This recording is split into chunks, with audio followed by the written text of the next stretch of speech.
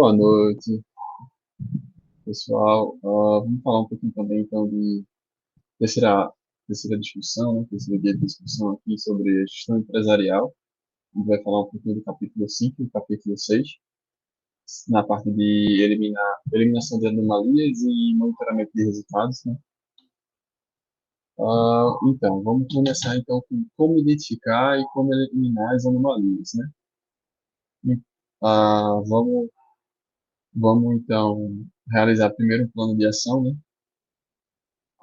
Vamos também usar a padronização e o treinamento. Tem que entender, primeiro, a gente tem que entender que como nós imaginamos que o nosso processo é padrão, de uma certa forma, tudo que for fora desse padrão é considerado uma anomalia. Então, haverá vários tipos de anomalia, não necessariamente não é só uma, e aí pode afetar de todos os tipos, de todas as formas, como a gente falou da última aula, né? Pode ser algumas anomalias simples, que seja no próprio processo, ou que seja funcional, que seja em diferentes departamentos. Então, a ideia é focar primeiro nos pontos críticos do seu processo. Então, você tem que definir primeiro quais são os seus pontos críticos, e aí focar nos que vão mitigar esses pontos. Tiago, meus pontos críticos serão pontos que influenciam muito na qualidade do meu produto, ou atrasam muito a produção, a minha produção, ou impactam muito no meu ambiente de trabalho, no 5S. Ah, no caso, você vai definir seus pontos, vamos focar nesses pontos críticos, e aí, depois disso, a gente vai descrever um plano de ação, vamos rever a padronização, lembrando, é sempre algo cíclico, né? Então, a gente também vai rever a padronização e se tiver uma melhoria na padronização, vamos treinar. Depois, perdão. E antes de treinar, a gente também vai descrever essa anomalia, né? Quais foram as anomalias, e aí a gente vai fazer a correção no POP, o nosso procedimento operacional padrão. Então, é a nossa forma, principalmente aqui utilizando, vai ser o POP. Então, pode ser a forma de padronizar o seu processo. E após isso, fica mais fácil de realizar o treinamento para o grupo. Vamos falar um pouquinho também sobre o time, né? Então, a gente, lembrando, vamos falar rapidinho, um pouco rápido, o que é que vai acontecer. A gente tem a operação, temos a supervisão e temos também gerência e a direção. E cada um tem os papéis importantes no processo, né? Vamos falar um pouquinho da operação. Então, a operação é o que vai estar direto no nosso processo, é o que trabalha diretamente no nosso processo. Então, ele é que faz os cumprimentos operacionais, ele é que tem que cumprir.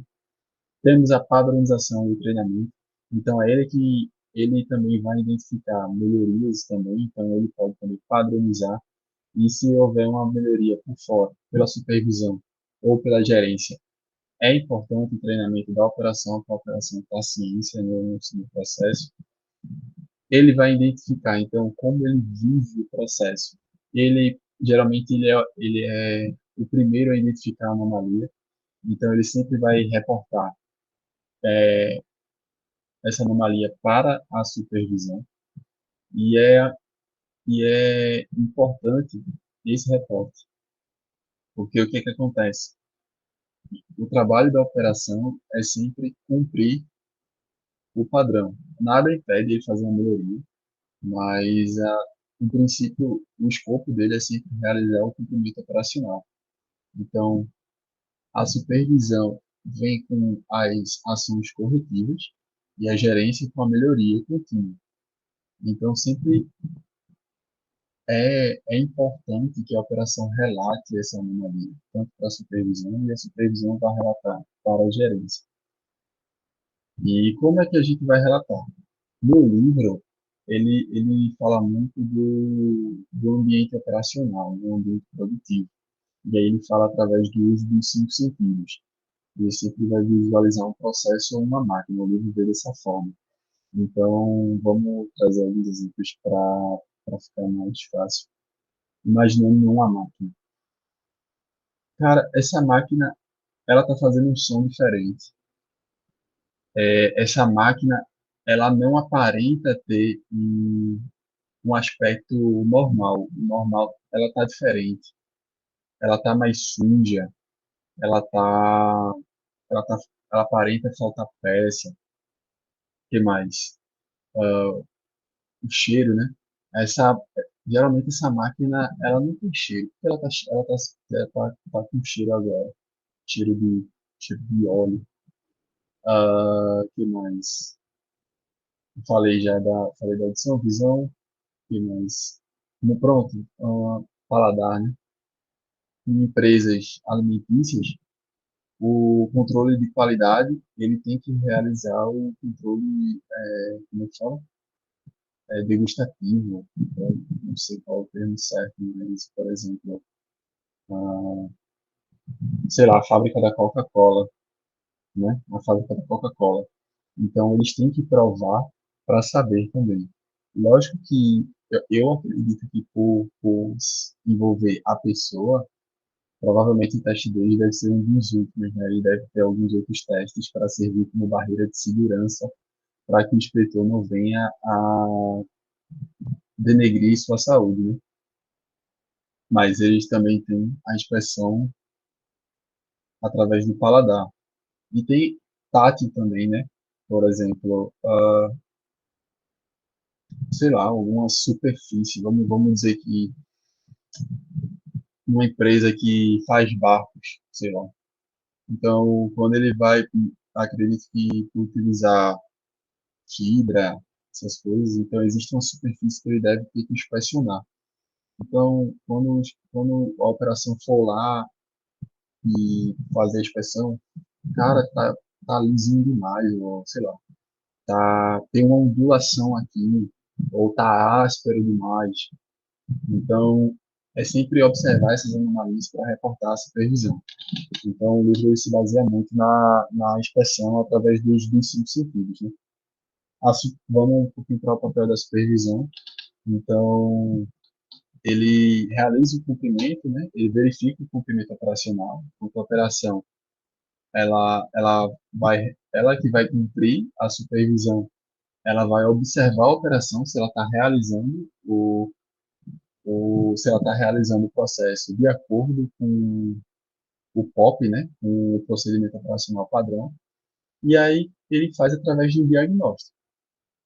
Qual é esse diagnóstico? É o DTO, Diagnóstico de Trabalho Operacional. Então, geralmente, o POP, ele define quais são as etapas, e o DTO, ele serve para fazer o cheque se o processo está sendo feito de acordo com o POP. E aí, de acordo com esse cheque, se ele encontrar alguma anomalia, ele tem que tratar, né? Principalmente se for alguma ação corretiva. E se for alguma melhoria, tem que reportar para a gerência e a gerência fazer o uso do PDCA para encontrar alguma oportunidade de melhoria no processo. Então, ele faz o diagnóstico do DTO e ele faz um cronograma de DTO. Geralmente, em processos que são grandes e são detalhados, em vários subprocessos diferentes, geralmente há um DTO para cada subprocesso. Então, para que não fique algo repetitivo, que seja extenso, é melhor que a supervisão ela foque geralmente em uma quantidade específica por dia, porque ela consegue dar devida atenção ao processo, ela consegue ser minuciosa no processo. Então, daí vem o cronograma. Então, se ele vai realizar uma quantidade de DTOs e de quais serão os DTOs para realizar por dia, a fim que no final desse período ele consiga fazer o checklist de todo o processo produtivo. Vamos falar, já falamos um pouquinho do DTO, né? Mas e mais um geral de detalhes. Então, ele avalia a execução da atividade, né, de acordo com os padrões seria o POP, né? E aí o DTO, como ele é um checklist, ele vai procurar evidenciar as discrepâncias entre o padrão e a execução, o que está no nosso POP com a realidade. Ele aponta a necessidade de treinamento, por quê? Se ele vê alguma discrepância no DTO, ele vai observar ele, como a supervisão vai fazer. Primeiro, ela vai ter que observar se está realizando o padrão, se ele está realizando, se ele não está realizando, por quê? Então, um dos pontos pode ser porque a operação não tem conhecimento. E aí ele tem a necessidade e aí vem a necessidade de ter que fazer o treinamento ou a reciclagem do processo seletivo para que deixe a informação é, mais, acho que não seria viva, vamos dizer assim, mais viva na cabeça do operador, para que ele não perca essa informação. Então também temos a reciclagem. E aí também, se, como também falamos nas últimas aulas, como é um processo ele é algo vivo, ele pode ser notificado, às vezes o DTO não acompanhou a mudança do processo produtivo. Então, também há necessidade de revisar o padrão operacional. Ah, eles também ajudam a determinar as prioridades, né, e a tomada de decisões, porque ah, definimos um padrão e depois se há a melhorar, se temos que passar a fazer a melhoria através do PDCA, ele, ele nos ajuda a se basear em quais os processos estão mais críticos, né? Então, também ajuda a definir as prioridades. E esse DTO ele se baseia em alguns pontos. Então, temos a eficácia, né? Se os resultados. Lembra daquela questão das primeiras aulas que a gente falou sobre metas, plano mestre, metas e submetas? Então, se esses resultados eles condizem com a meta que está sendo estipulada no prazo, nesse período. Eficiência, se não há algum sobreconsumo, então, assim, se todos os insumos eles estão sendo devidamente consumidos no processo, e se não há nenhuma falta ou se está se consumindo demais. Temos a produtividade, se o trabalho está sendo realizado para atingir uma quantidade estipulada, e a qualidade, se o nosso produto ou o nosso processo ele está atingindo os pontos que o cliente nos obriga a nos adequarmos, que seria a questão do valor agregado. Aqui está um exemplo de um DTO, e assim, quando eu estava lendo esse livro, eu estava procurando, assim, DTO, ele estava procurando algum, algum, algum local que possa ser usado de forma diferente, né? Geralmente, quando a gente está falando de gestão empresarial, a gente se baseia muito nessa cabeça em empresa e fábrica, essas coisas. Mas o DTO, ele é ele é amplamente utilizado. E aí aqui temos o DTO da Polícia Militar do Estado de São Paulo. Caraca, polícia. Pois é, mano, polícia. É, esse DTO, ele fala assim, que ele é o DTO baseado para a operação utilizando o COP, né? E aí o COP é a câmera operacional portátil. Ah, é, acho que é aquela câmera que não sei se vocês chegaram a observar, mas assim, alguns policiais eles ficam com a câmera no peito, né, centralizada no peito. E aí, esse é o checklist que a PM de São Paulo usa para as suas operações. Então, temos o checklist do supervisor, né? Então, a identificação, qual é o supervisor, quem é que vai realizar esse checklist, e o supervisionado, quem é que ele vai, qual é o operador que ele vai observar. No checklist, ele também tem um número de referência, então, lembrando, o uso dessa câmera tem que ter um documento padrão para ser utilizado. Então, nesse checklist, ele tem que estar também com um documento de referência, que é o nosso POP, né? E aí ele tem algumas atividades críticas, que aí são os pontos de extrema importância durante a atividade dele. Se foi feito de forma adequada, se não foi feito, e aí e algumas observações, que deve ser alguns pontos de melhoria, ou se não foi feito, por que não foi feito.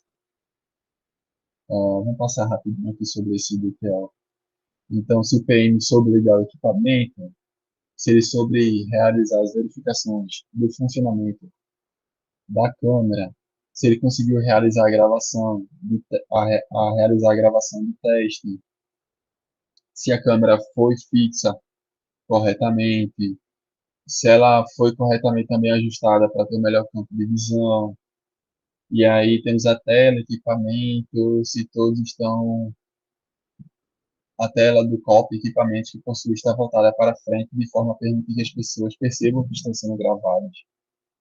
Então, assim, são todos os pontos que são no procedimento operacional da polícia utilizar essa câmera. E aí serve para que o supervisor observe se o seu operador está fazendo, no caso, se o policial está fazendo de forma correta. Vamos falar um pouquinho também sobre o sistema de tratamento de anomalias, né? Vamos falar basicamente, quando a gente falou a respeito do time, então a operação, o dever da operação é é relatar a ocorrência dessa anomalia, né? Então, como ela está de frente com o processo, ela é que vai ser diretamente afetada, então ela, ela que vai perceber, ela que vai ter o primeiro contato com a anomalia, então ela tem que relatar para a supervisão. A supervisão, ela vem com a questão de remover a anomalia a anomalia do sistema, e aí ela vem também verificar se essa anomalia é fruto de algum descumprimento de padrão. Então, ela vem verificar também se o padrão foi cumprido tudo certinho.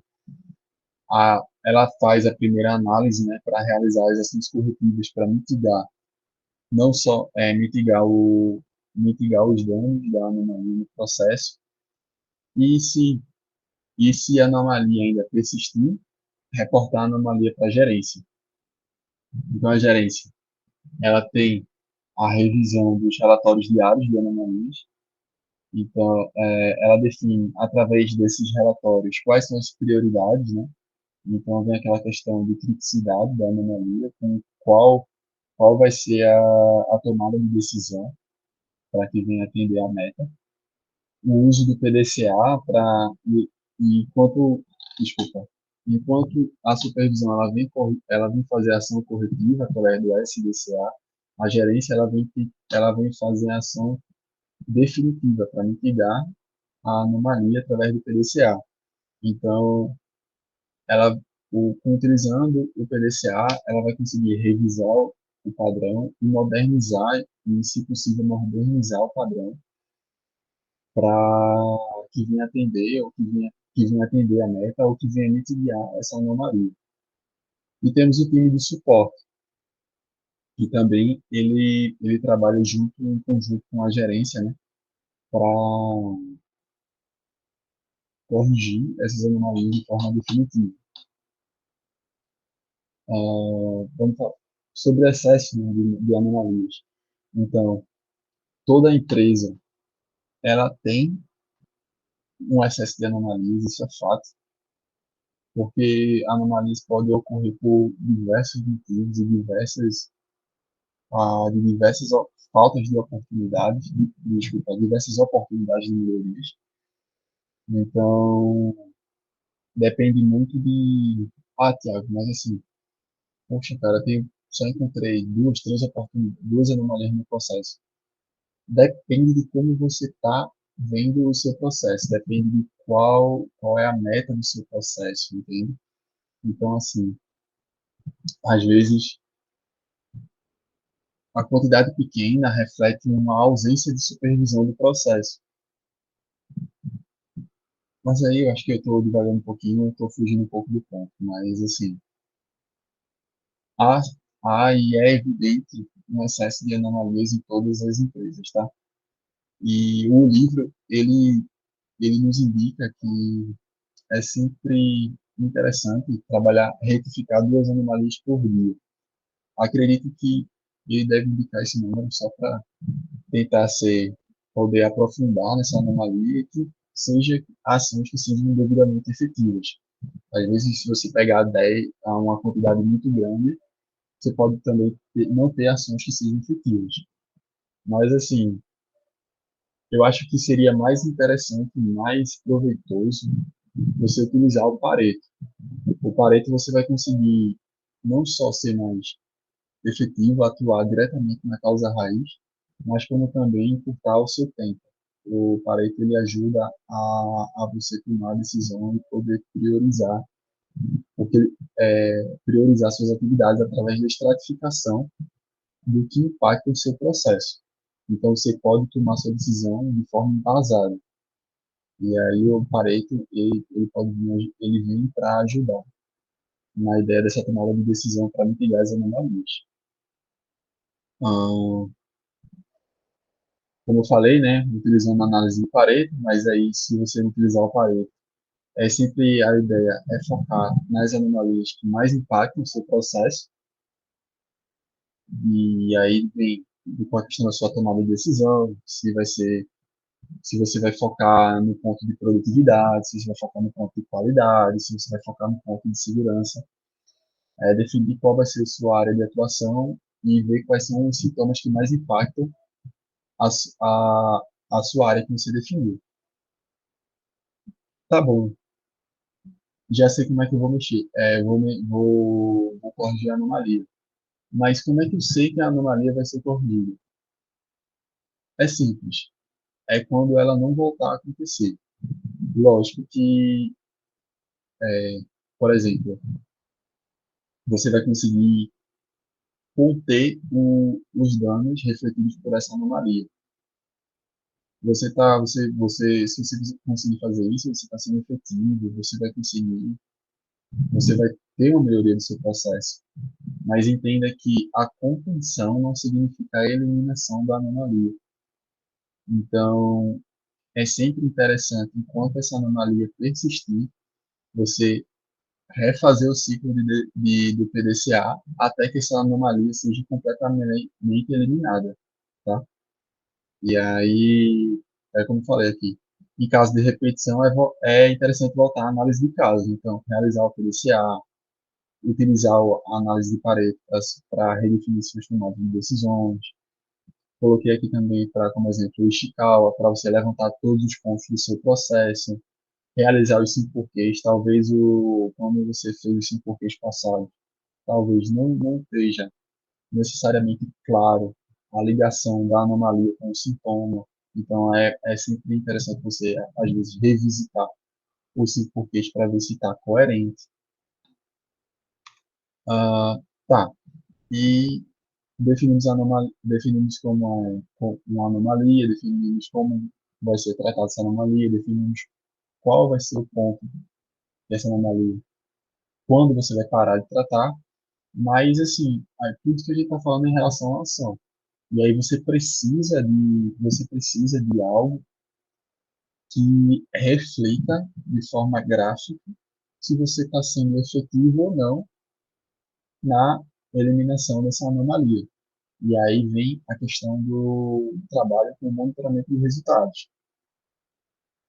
Então, é importante no seu processo o monitoramento de resultados, independente de qual área você queira atuar.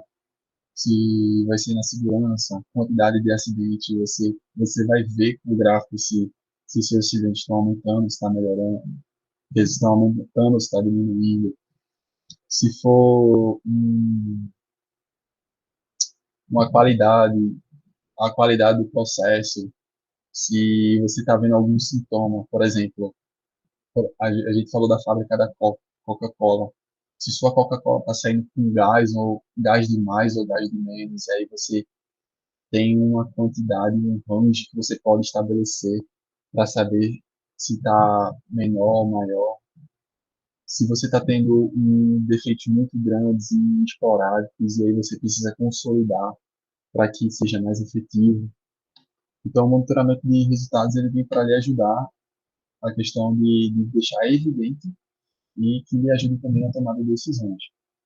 E aí temos alguns, coloquei aqui só alguns, coloquei três exemplos, né, de monitoramento de resultados, mas existe uma infinidade, cara, de uma forma de monitoramento, tá?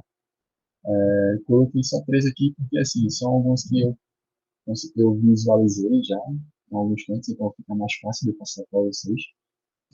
E até também dou exemplos. Mas, lembrando, existem outras formas também de monitorar os resultados. Então, temos aqui a carta de controle, o gráfico sequencial, o histograma e o histograma. Vamos falar primeiro sobre a carta de controle. A carta de controle, ela analisa a variação de certo dado do processo. Então, o que é que acontece? A gente não tem que trabalhar nosso processo. A gente não sempre tem que buscar o padrão dele. Então, quando a gente for analisar a ausência desse padrão, a gente pode analisar através de um sintoma. E aí a carta de controle, ela vem para lhe ajudar. Então, o que é que acontece? Se você tem um padrão, um valor de padrão estabelecido, e aí você consegue definir limites máximos e mínimos desse padrão, que é o chamado limite superior de controle e limite inferior de controle. Então, esses valores vão trabalhar como um range de liberdade para que você possa utilizar. Então, assim, nesse range de valor, você tem a comprovação e a garantia que se você trabalhar dentro desse range, você não vai ter uma anomalia futura, tá? Então, então, o que é que acontece? Nós temos o limite superior de controle, que temos o gráfico aqui, né, que é a média, mais três vezes o desvio padrão sobre a raiz quadrada da amostra, e temos o limite inferior de controle, que vai ser a média, menos três vezes o desvio padrão, sobre a raiz quadrada dessa amostra. A linha do meio vai ser a nossa média, e aí a gente vai entender que tudo que trabalhar nesse range, tudo que variar nesse range, vão ser consideradas causas comuns e vai estar dentro do nosso processo. Mas, a partir do momento que a gente tiver uma variação que passe desse range, já são causas especiais, e aí elas precisam ser tratadas, tá? E aí, tudo que passar desses limites, a gente precisa ser tratado, precisa tratar, e temos algumas variações específicas que a gente precisa estar atento, mas aí a gente vai falar um pouquinho mais para frente. Aqui está um exemplo, né? Aqui está um exemplo, então a gente tem a média, né? Nossa média de 22, então vamos supor, vamos trazer isso, vamos exemplificar.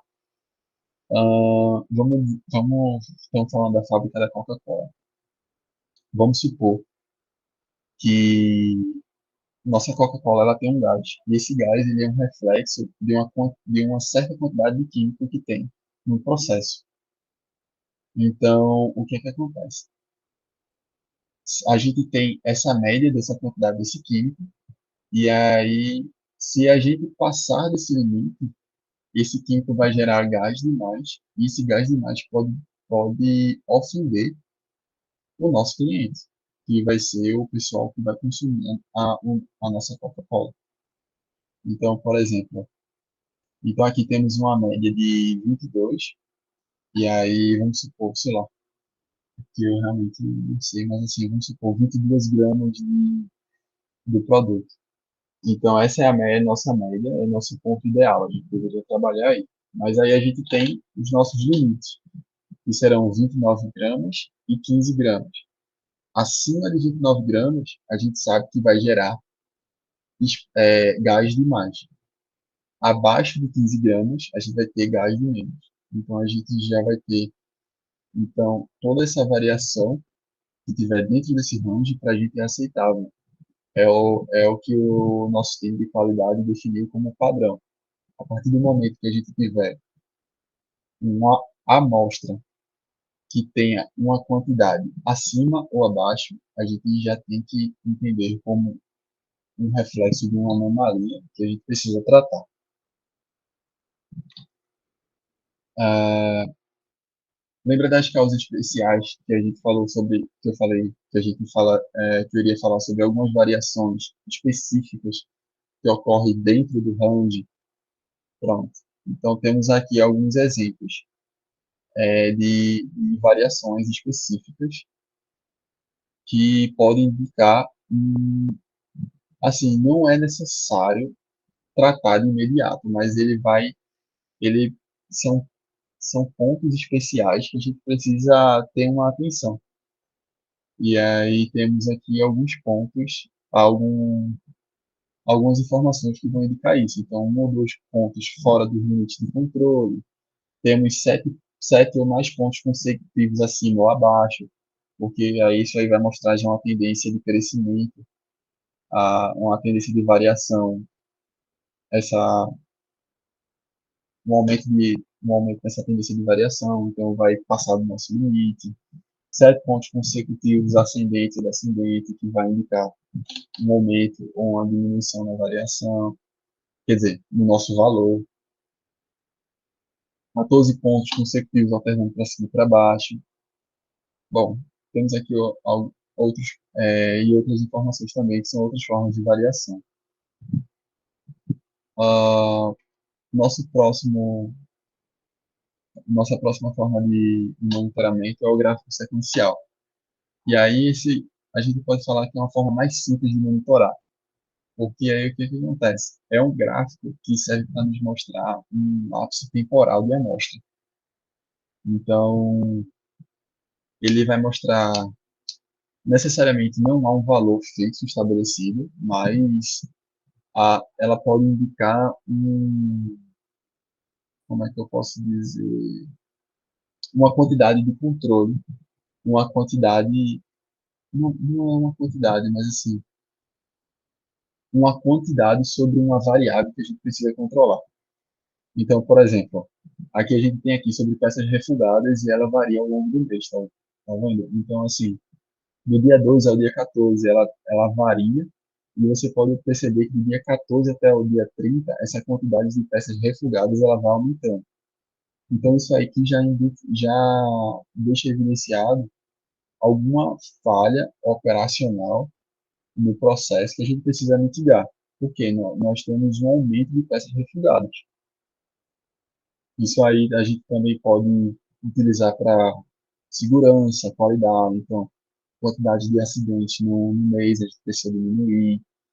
Uh, por exemplo, peças refugadas que é a qualidade, tem mais tempo produtivo. Então, vamos supor que você precisa de 30 minutos para realizar uma atividade.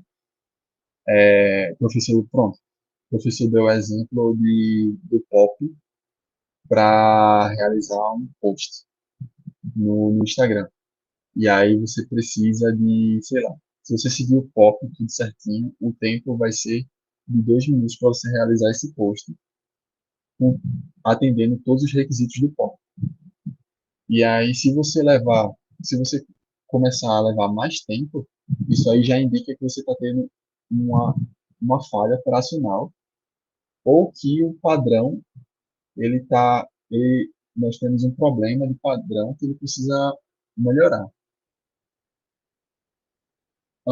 Então, voltando um pouquinho sobre o gráfico sequencial, é uma ferramenta de construção simples, né? Então, a gente só tem uma única variável que a gente precisa controlar ao longo de um lapso temporal. E aí a gente tem a marcação dos pontos de medida a partir de sua disponibilidade.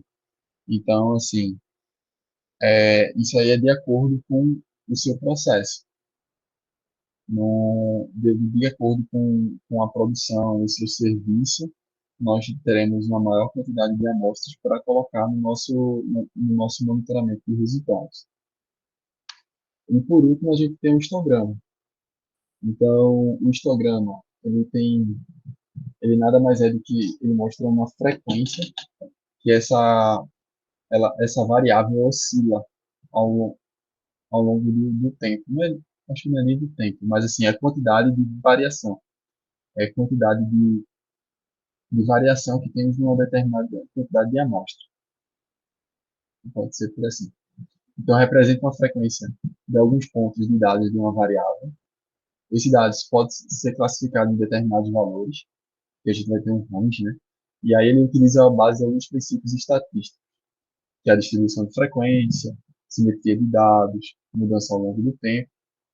E aí ela ajuda a obter, a resumir grandes quantidades para ficar de forma mais visual possível, que a gente tenta concentrar na variação de frequência, nos ajuda a comparar resultados, porque temos histogramas diferentes com quantidades de variações diferentes, e aí nos ajuda também a passar isso para a operação de forma gráfica. Aqui temos um exemplo do histograma de torque. Então, temos a frequência dos valores do torque. Então, vamos tentar trazer essa imagem para exemplificar essa imagem. Vamos ver aqui. Será? A Jeep, vamos trazer para a Jeep torque. Então, quando a Jeep for colocar o pneu no carro, ela tem que ter 16 newtons metro de torque para realizar, para fixar o pneu no eixo do carro. E aí, como lá é uma fábrica bastante automatizada, e aí temos as variações, que por N motivos. A falha da máquina, é, falha operacional, mas aí temos variações de amostras de torque quando for colocar o pneu no carro. E aí, ok, nós temos uma variação, temos uma quantidade alta, nos 16 Nm, que faz sentido, então é o nosso procedimento padrão, mas aí temos pouca amostra com 12 Nm e uma oscilação no torque de 16 em diante. Então, cara, por que essa oscilação, por que está acontecendo? Por que a gente tem uma amostra tão grande? Por que na máquina tal a gente tem essa frequência padrão e nas outras não? Então, o histograma vem para nos ajudar a tentar identificar a anomalia e, consequentemente, mitigar. E aí trazer essa frequência para que seja mais uniforme no histograma, que se consolide em um único ponto. Quais informações devem estar no nosso monitoramento de resultados? Dei três exemplos, né, mas aí, se você for pesquisar algumas outras formas, independente de qual forma você queira utilizar para monitorar seus resultados, essas informações são necessárias para que fique mais visual para a operação. Então, qual é o item que você está monitorando? Qual é a unidade desse item de controle? E aí temos de controle e o de tempo, né?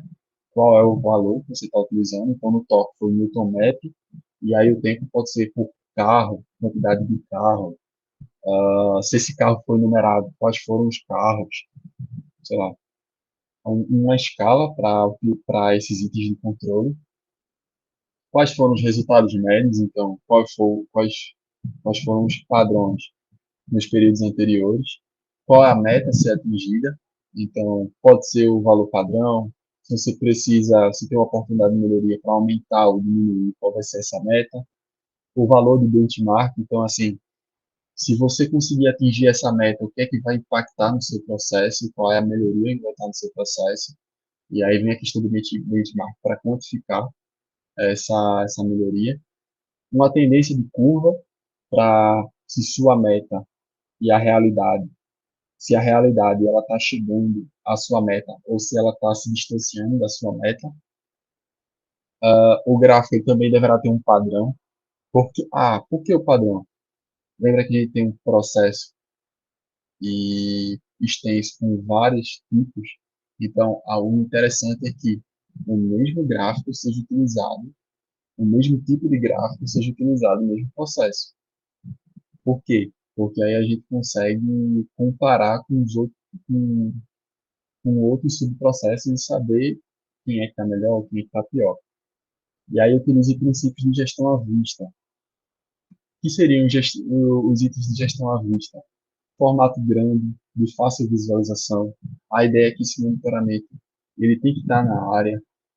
Lembra, esse monitoramento é uma ferramenta de controle e a gente está passando aqui para a operação.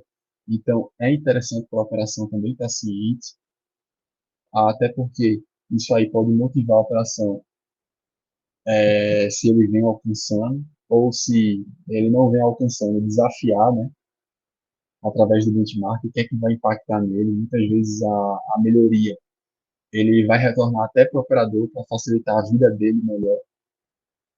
E aí tem que haver cores também para mostrar os status. Aí eu botei alguns exemplos aqui: verde para satisfatório, amarelo para alerta, vermelho para insatisfatório. Mas aí é que e aí a ideia de cores é de novo facilitar para que a operação veja. O conceito de gestão à vista é que você não precisa de muitas informações para que a mensagem seja passada. A ideia é que quando a operação bata o olho no seu monitoramento de controle, ele já tem a informação que precisa. E com esse último slide, a gente finaliza a apresentação do, do, da nossa terceira aula de discussão. A gente revisou ao capítulo 5 e o capítulo 6 do livro, né? E por hoje a gente finaliza a apresentação.